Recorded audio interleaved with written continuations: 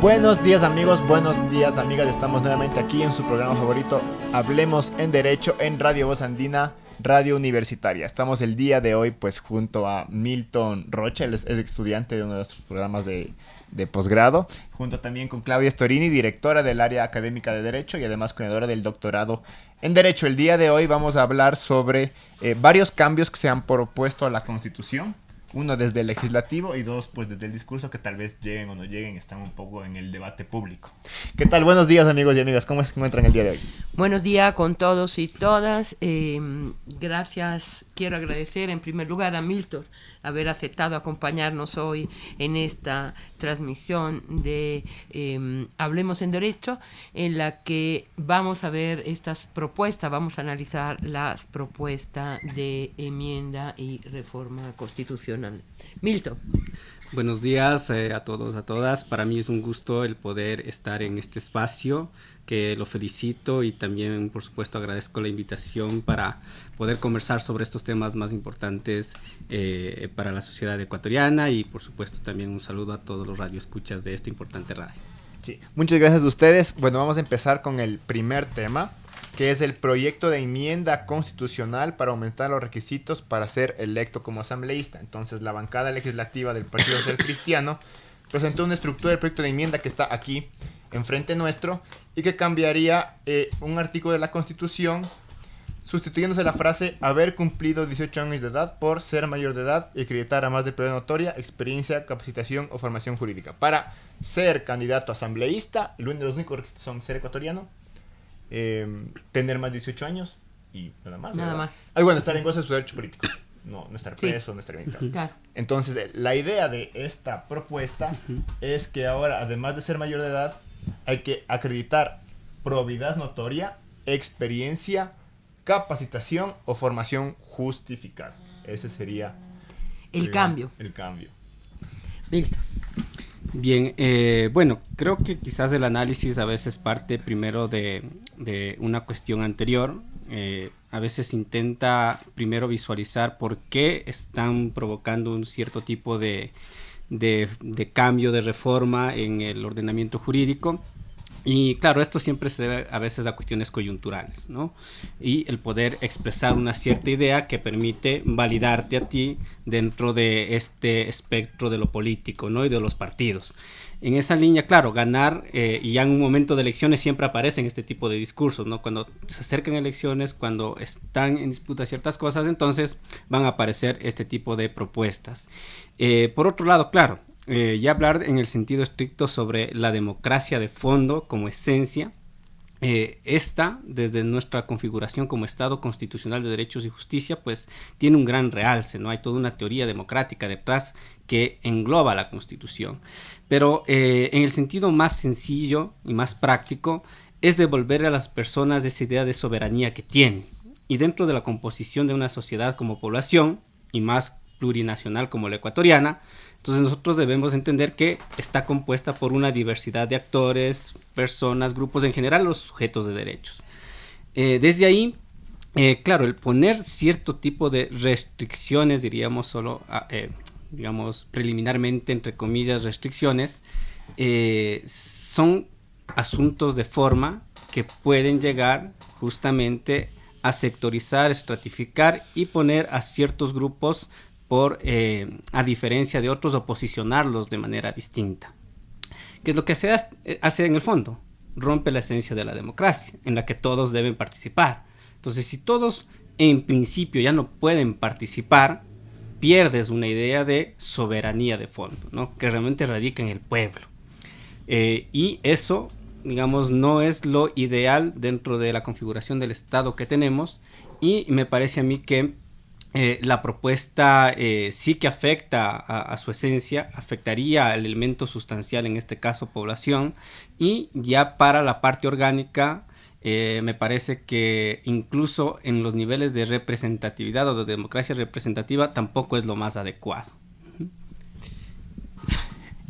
Yo no hablaría de lo más adecuado, yo diría que es, si fuera posible, vamos, inconstitucional. Y además que choca fundamentalmente, como bien dice Milton, con el principio democrático. De un golpe volvemos al Estado liberal de la Revolución Francesa, donde solo podían ser elegidos los que tenían una determinado nivel de renta y sabían leer y escribir. Eso parece...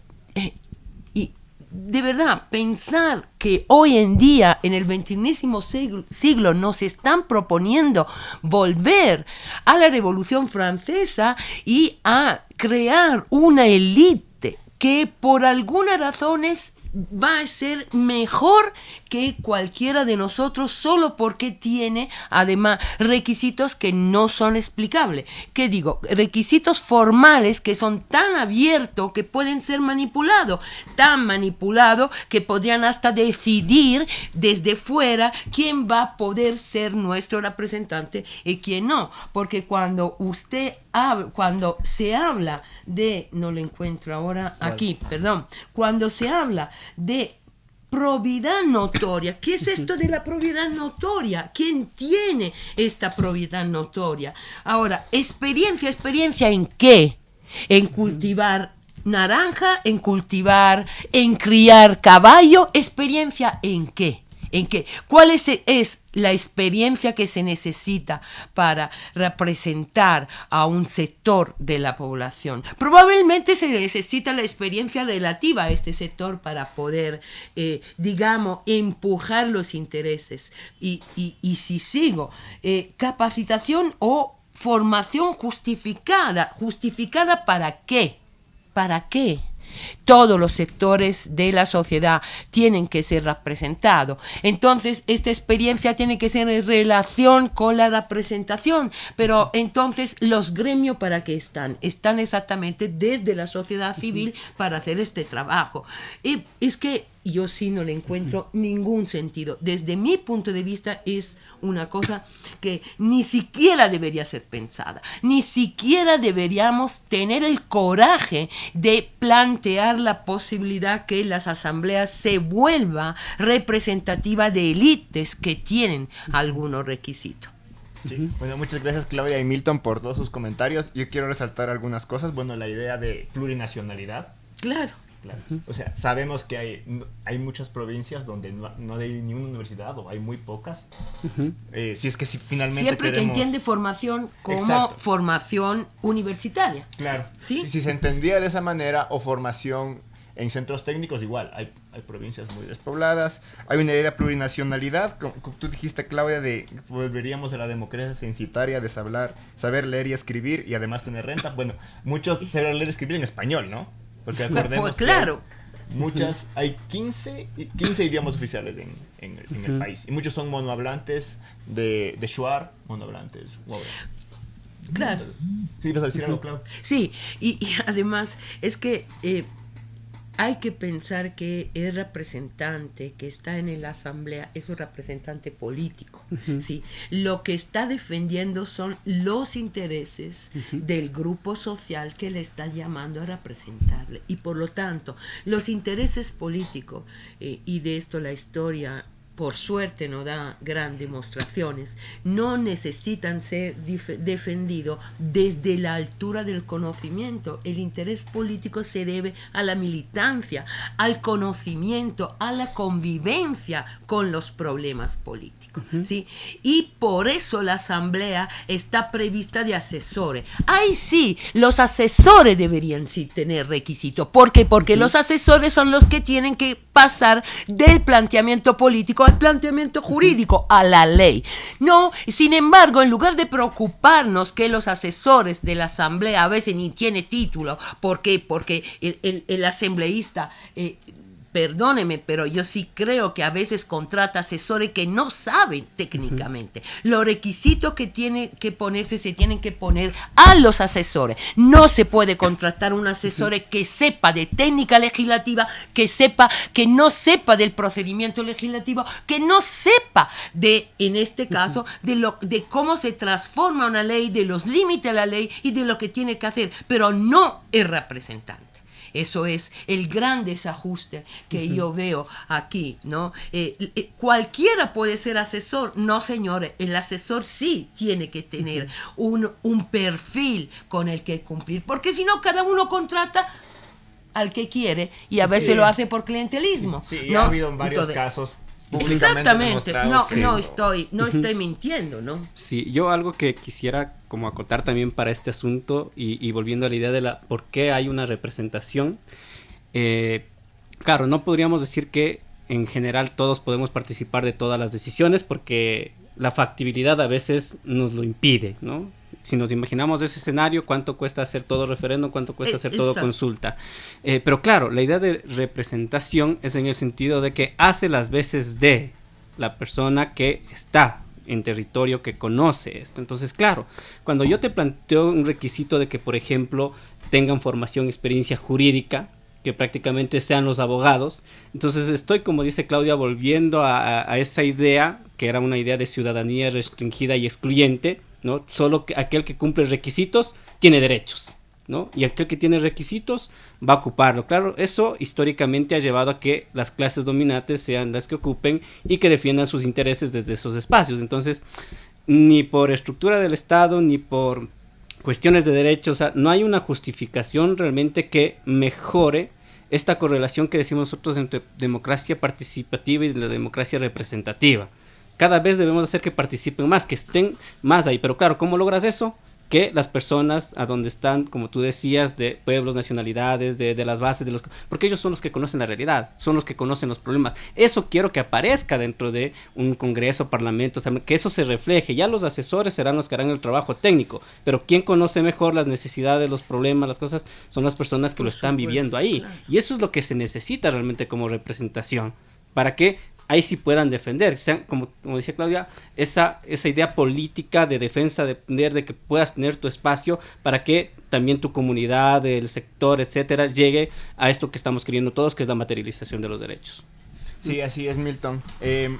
Bueno, podríamos en este paso un poco pasar al siguiente punto, porque veo que está muy interrelacionado con este. Por ejemplo, ¿cuándo se deja de ser notoriamente pro? Digamos que es requisito para ser asambleísta ser pro. ¿Ya? Digamos, ¿cuándo se deja de ser pro? Me pueden impugnar. ¿Quién me puede impugnar? Por ejemplo, ¿quién haría esta impugnación? ¿Sería en el CNE? ¿O sería dentro del propio partido en un sistema de democracia interna? Porque la otra propuesta es la desfinanciación pública de los partidos políticos en Ecuador. Es una propuesta que ya la dijo el presidente, que sería quitar fondos públicos a todos los partidos. Y esto es debilitar el sistema de partidos. Bueno, realmente los partidos también tienen otros fondos externos, ya todos sabemos. Entonces se quitaría lo público y se lo debilitaría. En este caso, ¿qué podríamos decir? Bien, creo que en cuanto a este factor económico hay varias cuestiones que hay que analizar. Por ejemplo, la idea de la transparencia, la idea de la participación, la propia democracia de fondo. Pero también otros aspectos que generan que aparezca, como decía yo siempre, este tipo de discursos, como las problemáticas que enfrenta una sociedad. Entonces, claro, volviendo desde ese punto de vista, una propuesta de este estilo también responde a que dices, bueno, ¿qué es lo que está pasando con los partidos? ¿Hay una crisis de partidos o no en el Ecuador? ¿Cuáles son las problemáticas que están de fondo? Y si realmente nuevamente están respondiendo no a las necesidades para que garantice los derechos de la población que quiere representar. Y ahí la cuestión es, si quieren, a manera de contras o pros de que pueda haber detrás de la propuesta. Yo creería que siempre casi van a derrumbarse ante esta propuesta más los en contra. Pero claro, tú estás planteándolo eso en el sentido de que dices, bueno, hay actos de corrupción cuando se asignan estos fondos, cuando se generan los partidos, cuando quieren participar, se incrementa el número. Y todos quieren eso hacerlo porque detrás del partido político puedes justificar de alguna manera cuestiones de régimen impositivo, etcétera y demás, y de estos fondos externos que también pueden financiarlos. Entonces dicen, hay mucha corrupción, entonces es preferible quitarles, ¿no? Claro, se te cae un poco ese argumento porque dices que normalmente la falta de regulación es la que permite que exista un mayor tipo de actos, ¿no? De corrupción. Entonces, claro, si tú les quitas, vas a perder la capacidad como Estado de poder controlar el proceso y de que se genere mayor transparencia. porque claro, en este momento tú tienes el sistema que te permite, no que ellos realmente sean los que ejecutan el presupuesto, sino que ejecutas el Consejo Nacional Electoral, ¿no? Y ellos te presentan la propuesta y ellos son los que van a mandar a los medios, etcétera, pero son ellos los que están controlando el dinero, desde ahí, ¿no? Claro, si tú dejas eso de lado, tú sabes que también puede haber otro aspecto de participación en el sentido democrático de la población, quiénes llegan a ser partidos y quiénes no, quiénes pueden realmente tener una fuerte presencia de ejecución de presupuesto sin esa regulación. Y claro, no van a ser los grupos que vienen de base, no van a ser los grupos más de, yo que sé, de ciertos pueblos y nacionalidades que no tienen tanta capacidad económica. Serán estos grandes grupos económicos que de hecho lo hemos visto, ¿no? Que a pesar de esta regulación invierten muchos millones de dólares, ves en las calles todo colgado que sabes que cuesta un montón de dinero, entonces que supera de largo lo que te da el Estado. Y que sí tiene un impacto. Y si tiene un impacto, digamos, simbólico, significativo, el discurso se mete en la cabeza hasta subliminalmente, y claro, juegas contra eso, entonces cada vez podría haber el riesgo de que tú tengas una desigualdad en cuanto a la participación de los partidos, y que a largo plazo realmente no soluciona el problema, porque si están hablando de corrupción no vas a solucionar el problema, creo que puede incrementarlo incluso más. Sí, entonces, Milton. Sí, yo creo, a mí me parece que a raíz de los incendios que hemos vivido, es como decir, como los árboles provocan incendio, entonces ya no volvemos a plantar ningún árbol. Y construimos edificios en todo sitio que así pavimentamos todo y ya no se plantan árboles. El mismo discurso, ¿no? Como hay corrupción, entonces eliminamos la posibilidad, la financiación de los partidos. La financiación igual tiene un fundamento democrático súper importante. La financiación estatal es la que permite exactamente a todo el mundo, y volvemos a este concepto de todos y todas, ¿no? Los ciudadanos tenemos derechos políticos. Entre este derecho es el de elegir, estar elegido, del que hablamos anteriormente, y el de poder participar en la vida política, y por lo tanto el Estado intenta garantizar en función de determinados criterios que estas personas que quieren presentarse a unas elecciones puedan tener fondos públicos para poder hacer su campaña. Y además este tipo de, en algunos estados se acompaña también con espacio publicitario que sí se dan, es decir, tú tienes derecho de poner carteles gratuitamente en algunos lugares, y etcétera, etcétera, etcétera. Es decir, que no es solo recibir dinero. Pero claro, lo que hay que hacer para que no se malgaste este dinero es controlarlo, como decía Milton, ¿no? Crear una, digamos, una estructura, unos instrumentos que permiten a el órgano que supervisa las elecciones controlar la gestión de estos fondos.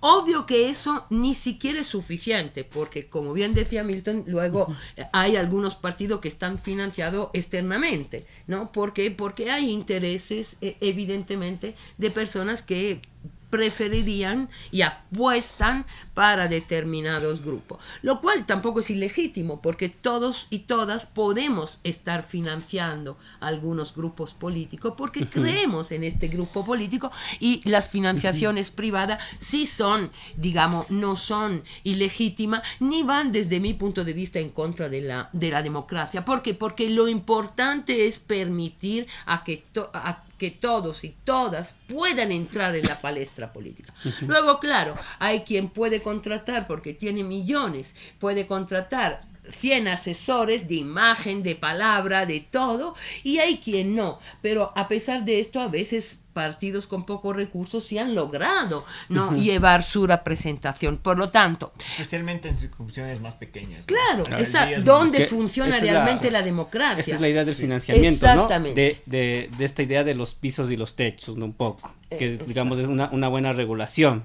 Entonces dices, claro, necesitas el mínimo, porque con este mínimo sí vas a poder por lo menos llegar a a los grupos, a la publicidad, a lo que sea, vas a tener tu espacio, vas a poder hacerlo, entonces ganará, como quien dice, sí, la mejor propuesta, la mejor idea, y incluso te irán apoyando de paso en el camino porque verán que les convence esa idea. Entonces, claro. Funciona en ese sentido la democracia, pero ahí volvía un poco a esta mecánica de los pisos y los techos, en el sentido de que, claro, como también, que aunque es legítimo que lo apoyes, puede ser tan exacerbado un apoyo, yo que sé, de que te puedan apoyar externamente con 10 millones, pero que te apoyen con 200, 300 millones, ¿podría haber un techo o no? A mí me queda un poco esa duda de si podría hacerse o no desde el financiamiento externo hasta una limitación. Y no hay actualmente limitaciones. Desconozco. No o sea, no hay. ¿Puede financiar a alguien 100 millones? Digamos que no hay el marco de regulación, y quizás ahí también ocupe la metáfora de Claudia de los incendios. ¿Qué es lo que pasa? Que a veces la norma probablemente no está mal o no está tan mal. Lo que pasa es lo que posteriormente tienes que hacer para que eso realmente sea una realidad, los mecanismos. Y claro, es como esto que ahora vamos a querer reforestar, por ejemplo, que sería una buena idea, pero si tú no tienes un buen plan de reforestación, si no vas a cuidar de esos árboles, si no vas a saber qué flora es la que tiene que estar, que es propia para que no vengan invasoras, etcétera, entonces la buena intención, el buen plan puede resultar también un fracaso, ¿no? Y esto también nos pasa mucho con las normas. Entonces, claro, yo creo que no es una cuestión de eliminar el financiamiento, sino más bien de ajustar la norma para que posteriormente tenga todos estos mecanismos que te permitan realmente controlar y que exista una transparencia, ¿no? Sobre todo el tema de transparencia, para saber también de dónde vienen los fondos, qué se está haciendo, porque también si es que yo desconozco y demás, puede que pierda legitimidad el apoyo, porque como decía Claudia, el apoyo es legítimo, pero también necesito conocer cómo se está haciendo todo eso. Claro, y para ser claro, yo no, es decir, no es que puedo prometer al narcotráfico que no le voy a sancionar para que el narcotráfico me financie la campaña, obviamente. Es decir, lo que dice Milton es que hay que poner límite en el sentido que normalmente también, a ver, la financiación externa también implica un compromiso de representante hacia determinadas políticas. Es así, ¿no? Evidentemente, si yo financio a una determinada persona con el poco aporte, es porque creo en lo que está defendiendo, ¿sí? Yo apuesto en una mujer porque quiero que se haga política de género desde la asamblea. Entonces es obvio que estoy dispuesta a apostar económicamente para esta mujer porque quiero que lleve adelante estos intereses. Ahora, evidentemente, tienen que ser intereses lícito, en el sentido que yo no puedo apoyar, como decía, el narcotráfico o el contrabando de cualquier cosa o la prostitución, ¿no? Dice, mira, no, ahora yo te financio para que tú hagas una ley que sea lo suficientemente flexible como para que podamos volver a montar casas de prostitutas, ¿no? Pues es obvio que la ley tiene que prever esto límite. El monto, yo no lo sé, ahí sí digo, pero finalmente en un juego político, claro, de hoy en día probablemente el dinero es importante, pero ¿cuánto es importante el dinero y cuánto es importante también la construcción de un perfil político que pueda mover la gente, ¿no? Entonces, claro, no sé, habría que reflexionar sobre eso, ¿no? Probablemente la situación de Estados Unidos yo creo que es completamente diferente de la situación de Ecuador. Yo sí creo que en Ecuador todavía hay espacio por una verdadera democracia, en el sentido en que puede haber un outside que sale y que recibe el consenso de las personas más allá de los medios económicos que puede estar invirtiendo en su campaña. Latina en general. Sí, ganó Pedro Castillo en Perú. Claro. Apostar a la conciencia social. Exacto. A la conciencia. Sí, todavía creo que esto es posible. Entonces, el límite a mí ni siquiera me parece más bien la proveniencia de estos fondos, ¿no? Y cómo se están utilizando.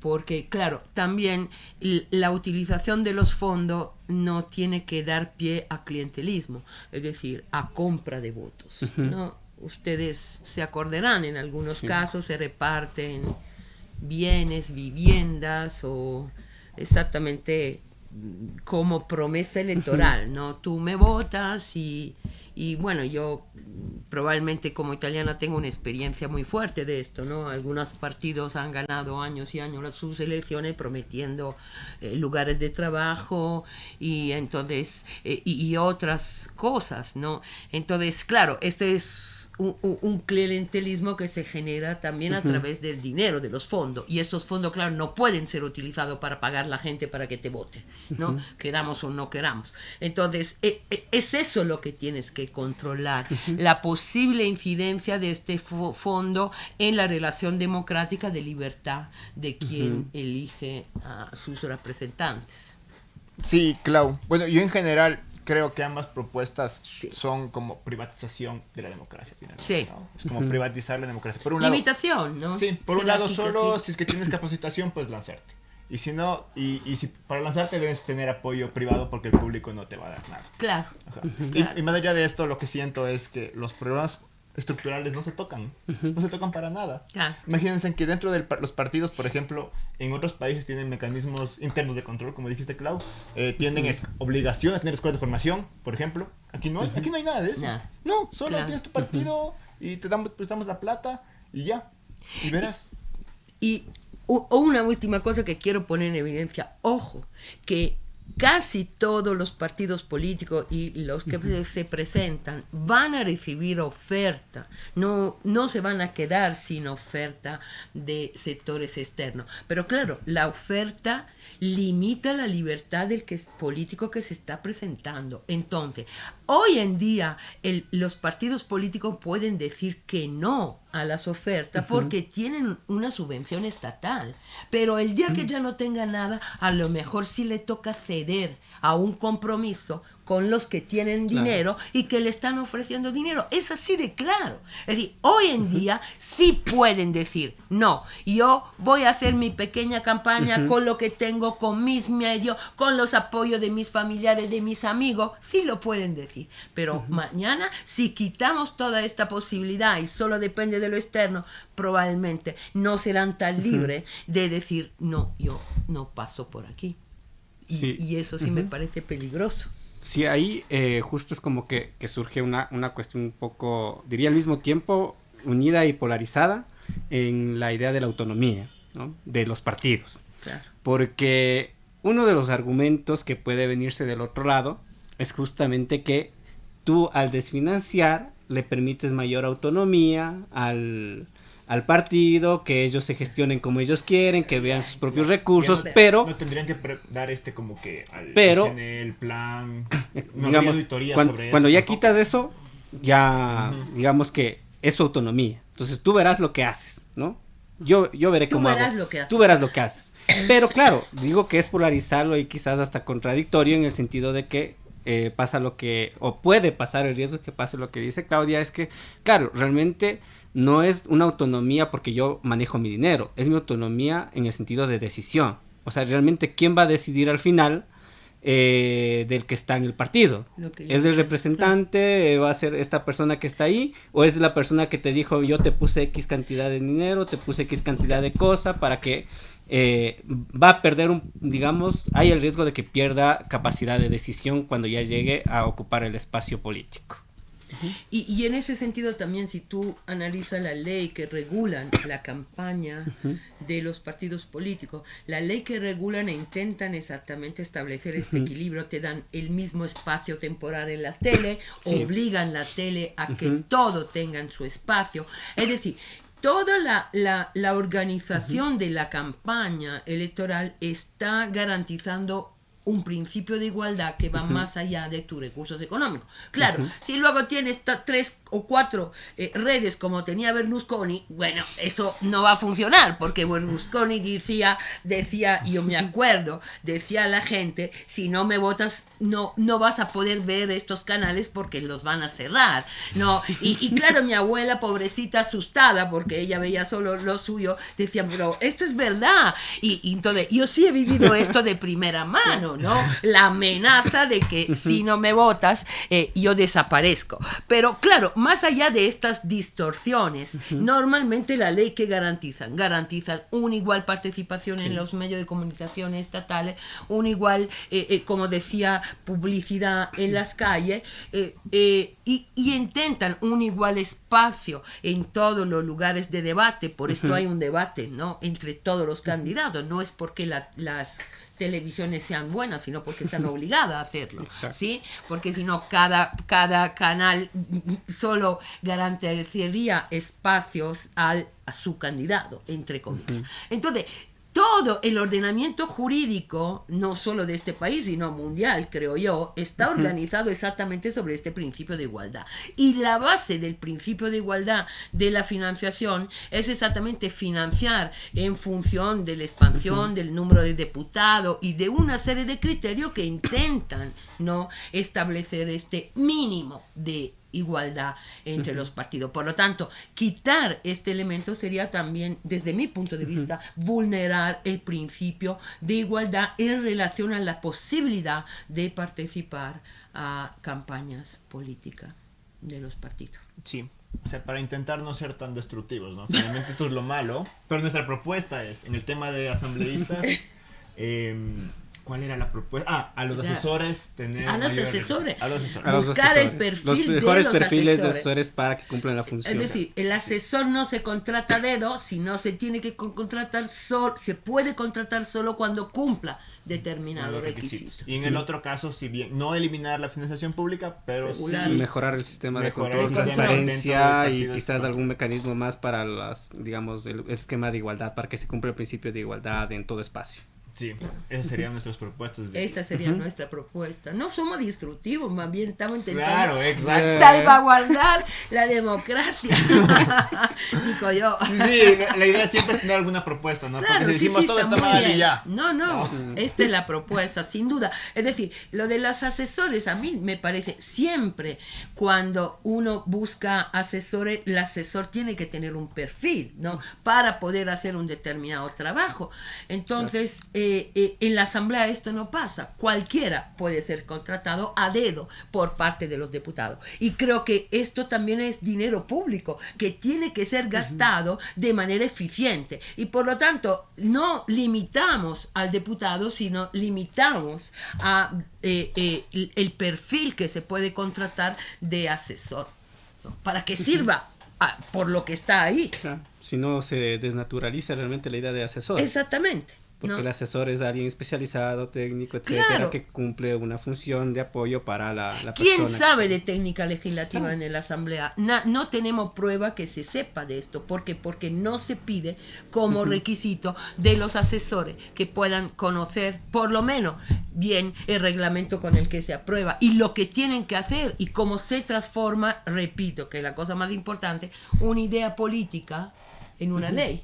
Porque eso es lo que tiene que hacer el asesor. Esto no lo tiene que hacer el diputado o el asambleísta. Sí, bueno, muchas gracias, Claudia y Milton. Hay otra última propuesta que pidió el presidente, que es devolver a la instalación de bases militares en territorio ecuatoriano, similar a lo que teníamos antes con la Sí. Constitución del 98. Sí. Ujú. Bien, claro, este tema, de paso que es directamente con uno de los elementos constitutivos del Estado, entonces de entrada sí que puede afectarlo. Claro, pues está en el artículo 5 además, ¿no? Sí. Y Está el principio de es abolición. un elemento fundamental, sino el de los elementos más transversales, diría yo, con los otros elementos, porque claro, estamos hablando de la soberanía.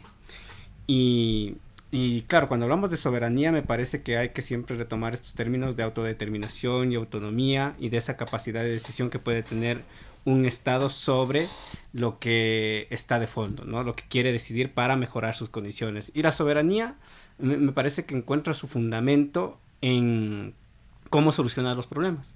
¿Qué decides tú para solucionar los problemas que tienes de fondo?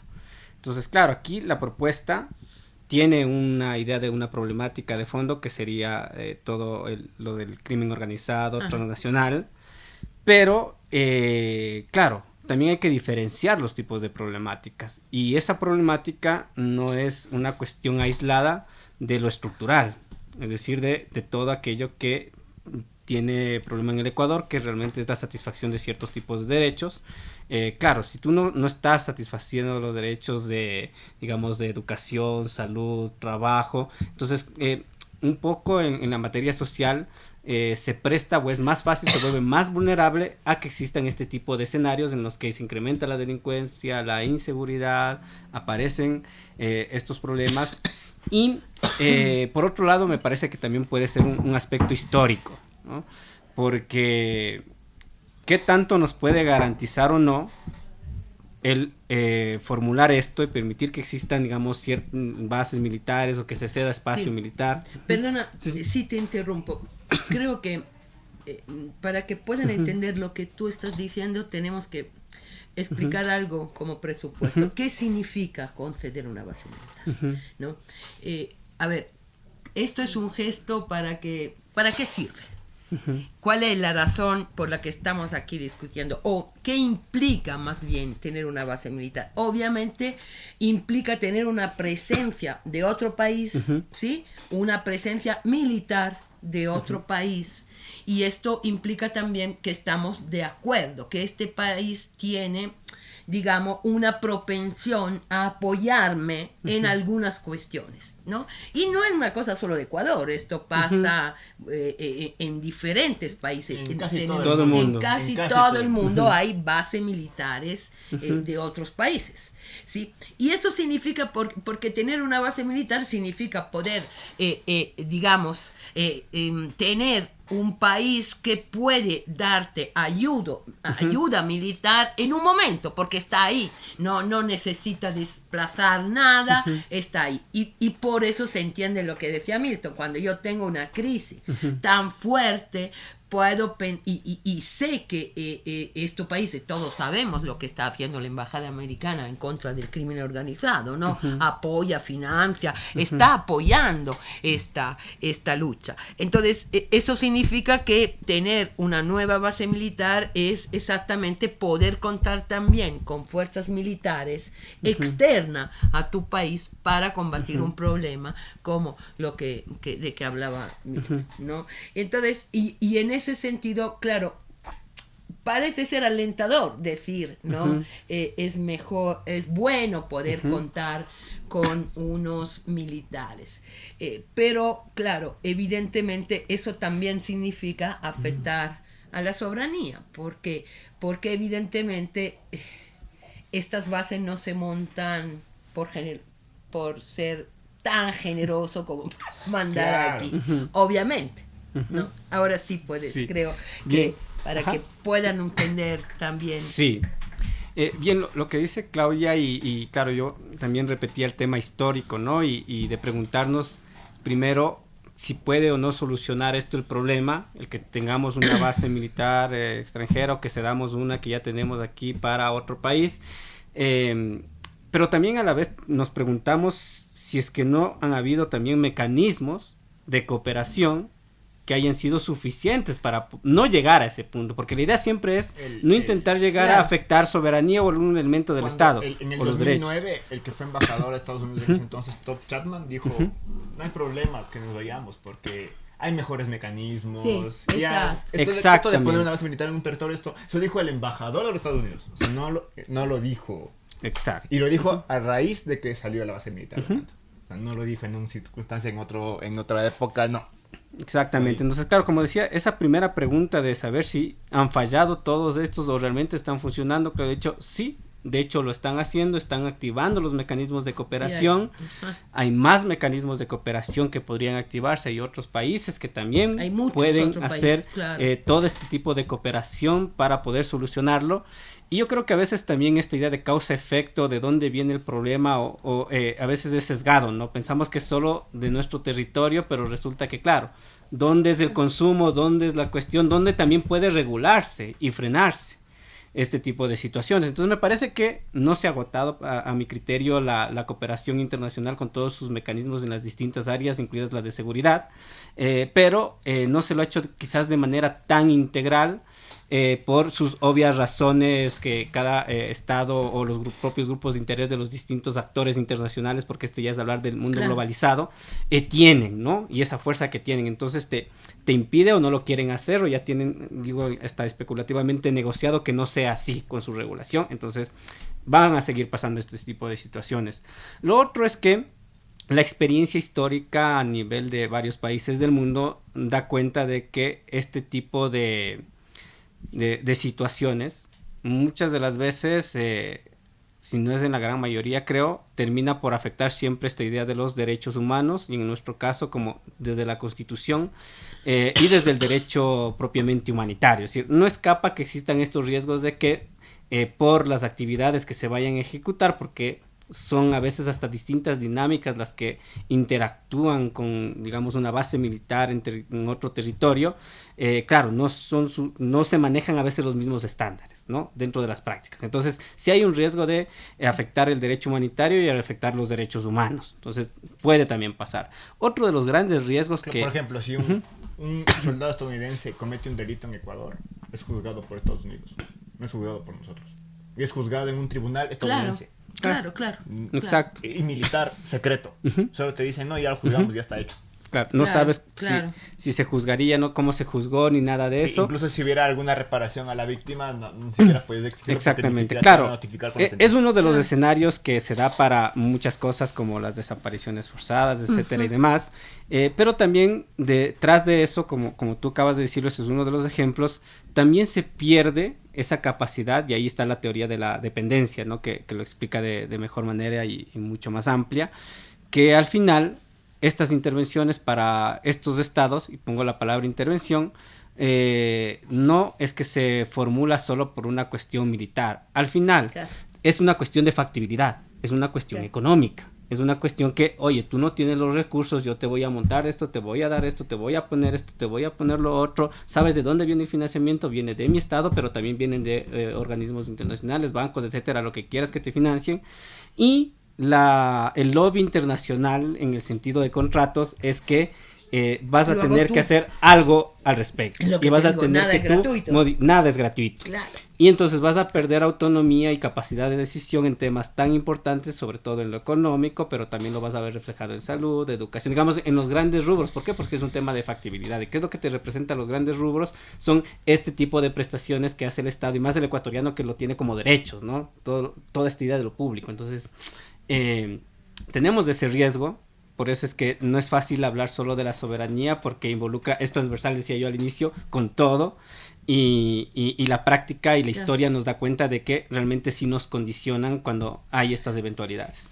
Claro, y además lo que yo creo más importante que hay que tener en cuenta es eso, que el narcotráfico no es un problema local, es un problema internacional. Entonces, no sé si la lucha al narcotráfico es una lucha que hay que llevar a cabo a través de las fuerzas. Sí, obviamente los controles, las Fuerzas Armadas, pero más allá de esto, y en ese sentido va gran parte de la colaboración que Ecuador está teniendo internacional, ¿no? Hay muchísimos países, como dice, nosotros mismos hemos aquí hecho un programa sobre esto, ¿no? Y claramente esto es, digamos, toda esta colaboración tiene que apuntar a crear una red internacional que pueda servir para bloquear el fenómeno en diferentes países. Porque si no, tú no puedes cerrar aquí e intentar combatir aquí en Ecuador cuando tienes Colombia a un lado, Perú del otro, y tal vez Ecuador sea solo de paso o solo reciba esto que se produce en otros países. Entonces, no hay cómo, ¿no? Es como intentar cerrar un río inmenso, y el río ¿qué hace? Desborda y se va a otros lados. Entonces, no es un problema de Ecuador, es un problema, y yo sí veo que eso no se está enfrentando. Yo no veo que haya reuniones de representantes internacionales de estos países, no veo que haya un plan, ¿no?, general que se esté generando, que se esté pensando para la lucha al narcotráfico. Entonces, a mí sí me parece que poner una base militar aquí es como eso, disparar con un cañón a un pajarito pequeño, ¿no? Lo haces pedazo, pero no vas a solucionar el problema. Me parece llegar a una solución excesiva que implica una serie de compromisos cuando todavía hay un montón, muchísimo paso que dar y todavía no hay evidencia de fracaso porque hay caminos que no se han intentado, ¿no? Me parece que la base militar es la última ratio de solución, ¿no? Porque además implica una solución violenta. Evidentemente, no, la base militar sirve para destruir, para intervenir cuando sea necesario. Entonces, más bien hay muchos otros caminos que pueden, digamos, transitarse antes de llegar a esto que desde mi punto de vista, y lo evidencio, como decía, sí implica también compromiso político luego, ¿no? Y económico, evidentemente.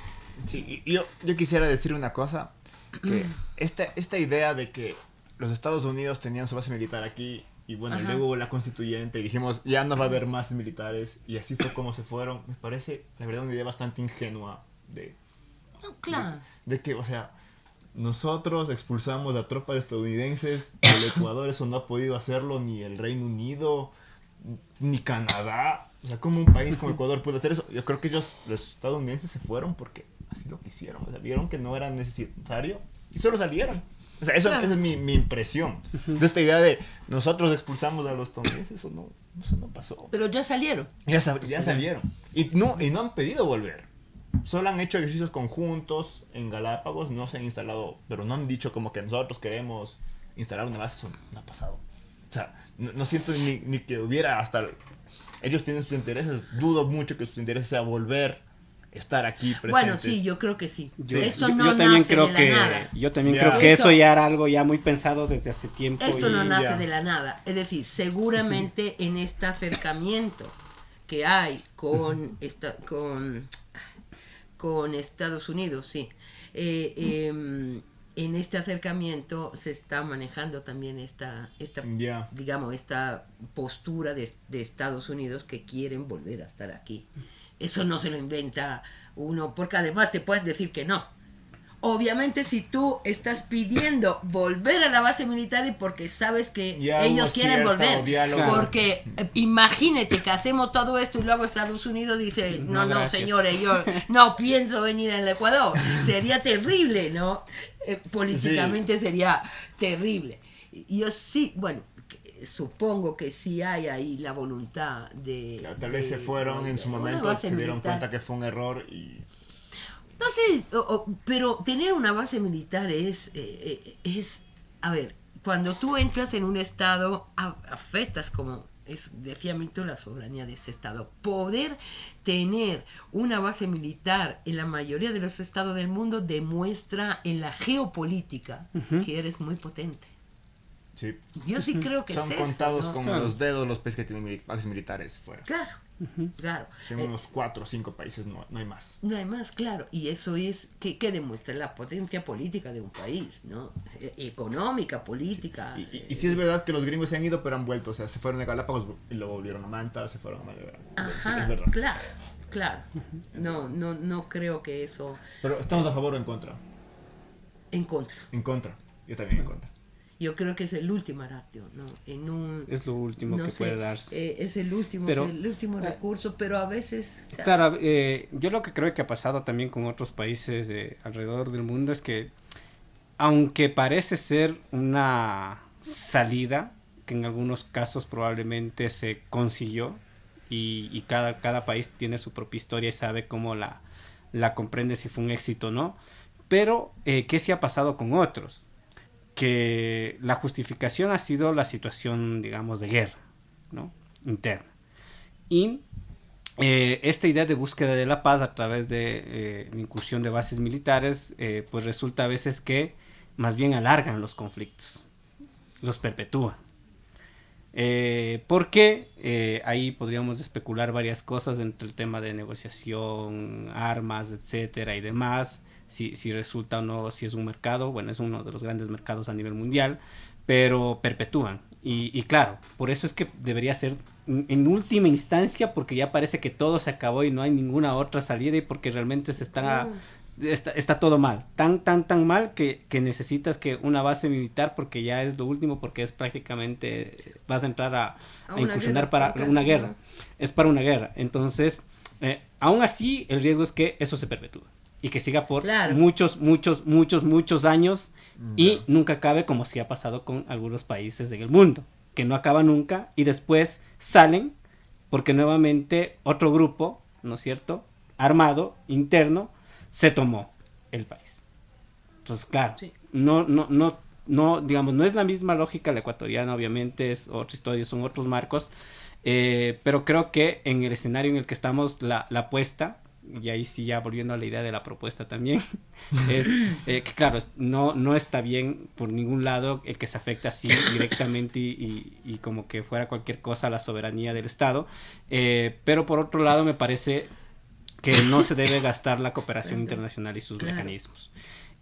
Tienes todo el sistema del derecho público internacional, tienes los tratados, acuerdos bilaterales, los multilaterales, puedes ahí hacer muchas cosas de manera integral en cuanto a derechos, etcétera, seguridad y demás. Entonces, me parece que hay que apostar por ese tipo de escenario de coyuntura del mundo, porque es una cuestión común que nos está afectando a todos regional, internacionalmente, pero que claro, es una cuestión también de voluntad política, de quienes un poco nos gobiernan, de cómo manejan esas relaciones internacionales, cómo consigues todo ese apoyo, y también diría yo, de creatividad, de saber por dónde realmente son las causas, cuáles son las causas de esta problemática, cómo vamos paliando también el problema superficialmente porque tiene sus efectos nocivos, pero eso es una cuestión que no podemos hacerlo solos. Y no podemos tampoco hacerlo porque no es una cuestión de tener una base militar. Claro. Sí. Bueno, ¿algo más que quieramos decir a nuestro escucha antes de cerrar el episodio? No, yo solo esto, que creo que en relación con este último tema sí hay que pedir apoyo, intentar gestionar de la mejor manera este apoyo y sobre todo la experiencia de países que de alguna manera han ido marcando el camino en estos tipos de luchas, ¿no? Narcotráfico, tráfico de personas, hay mucha experiencia que sí se puede ir viendo e intentando implementar. Solo conjuntamente se puede buscar una estrategia y desde luego no, desde mi punto de vista no es tener o no una base militar lo que puede marcar la diferencia de este tipo de política. Milton, ¿algo último? Bueno, yo creo que en este caso se puede apelar a la conciencia, porque hablábamos de temas de las reformas, ¿no? De estos cambios en nuestro ordenamiento jurídico, y como Claudia, creo firmemente que en el caso ecuatoriano, las personas, el pueblo en general, todas, sí hay un nivel de conciencia en la que nos va a permitir discernir realmente que cierto tipo de propuestas no son las correctas, no son las que se merece el país y que sí hay mejores oportunidades. Entonces, esa idea de soberanía de a pie, digo yo, es la que nosotros todavía debemos confiar y quizás no dejarnos llevar por el mero hecho de que una propuesta nos parezca meramente atractiva así a simple vista, sino porque en el fondo realmente nos va a ayudar a satisfacer nuestros derechos y en general a superar nuestros problemas que tenemos cada uno desde nuestros espacios de familia, comunidad, barrio, etcétera. Sí, claro, no hay que dejarse llevar, hay que pensar que todos y todas tenemos derecho a querer ser y a presentar un grupo de personas y por lo tanto todos y todas tenemos que pensar que podemos hacerlo y que el ordenamiento jurídico más bien nos apoya y no nos repare. Yo sí creo que esta reforma afectaría profundamente, pero profundamente tanto que yo considero que son inconstitucionales, que no deberían darse. Pero bueno, más allá de esto hay que luchar en contra de estas restricciones porque nos limitan como personas, como grupo, como sociedad.